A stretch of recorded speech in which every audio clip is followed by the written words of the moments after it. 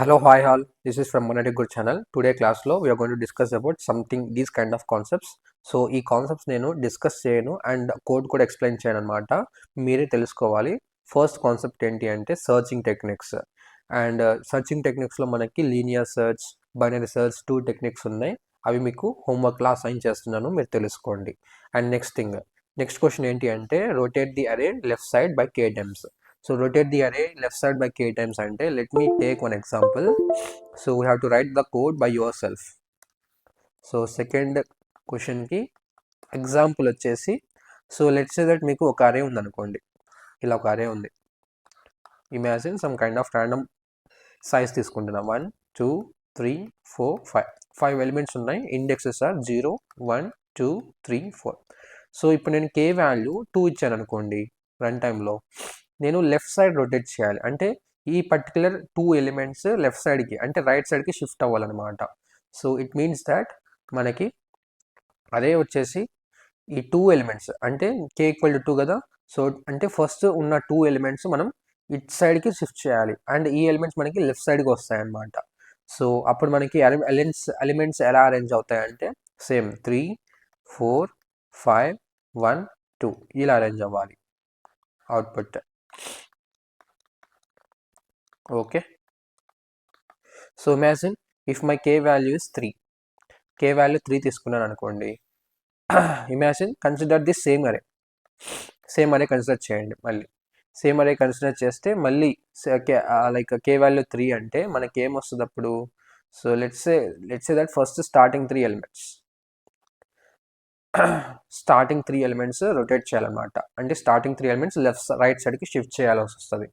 అప్పుడు మీకు 4 5 1 2 3 ఇలా అయితే అరేంజ్ అవ్వాలి ఫైనల్గా. I hope you got it. Yes, 0 1 2 3 4 these are the indexes. అదే మీ k వాల్యూ 1 అనుకోండి, k వాల్యూ 1 ఇస్తే it means that then you have to shift only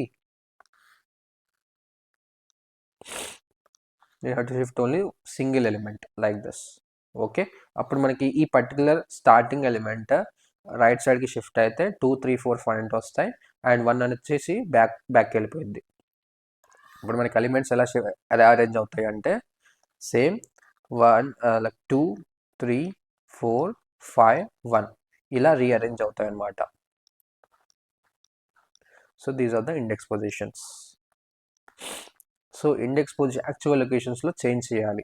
okay, this is the third example of this question. So అదే right shift అన్నాం అనుకోండి, what is the next question, rotate the array right side by k times. So example third క్వశ్చన్కి example మీకు already idea వచ్చేసింది అనుకుంటున్నా.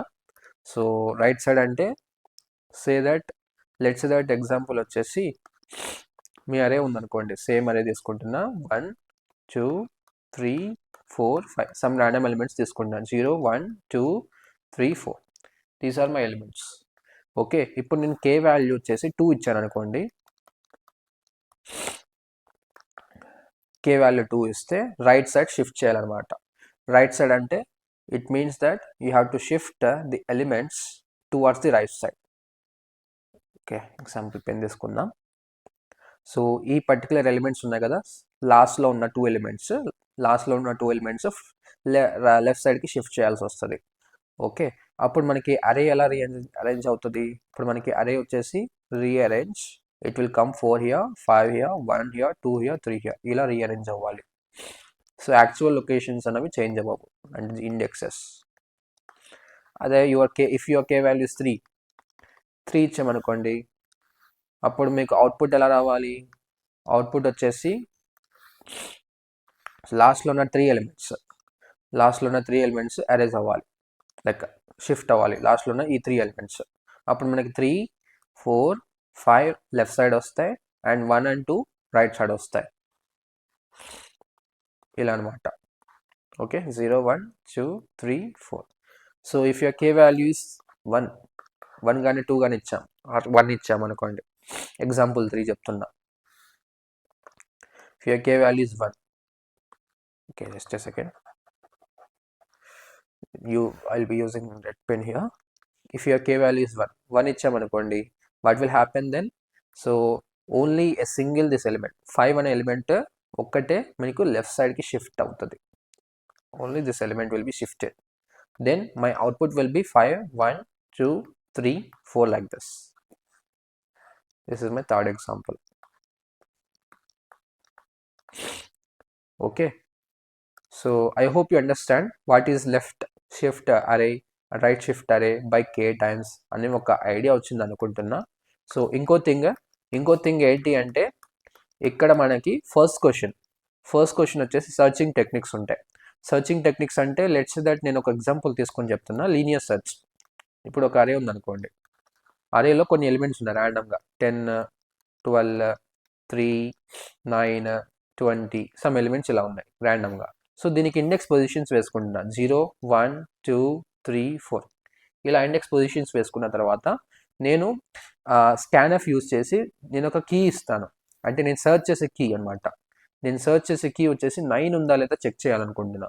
So in case నాకు 9 ఉందా లేదా చెక్ చేయాలి అంటే నేను ఇండెక్స్ బై ఇండెక్స్ చెక్ చేసుకుంటూ రావాలి. అలా చెక్ చేసుకుంటూ రావాలి అంటే ఏం లేదు, సింపుల్గా మనం ఇక్కడ ఐ వాల్యూ తీసుకుంటాము. ఐ వాల్యూ తీసుకొని లాస్ట్ సైజ్ దాకా ఇటరేట్ చేసుకుంటూ వస్తాము using the for loop. So in this meanwhile we will be going to check this if array of i is equal to your key.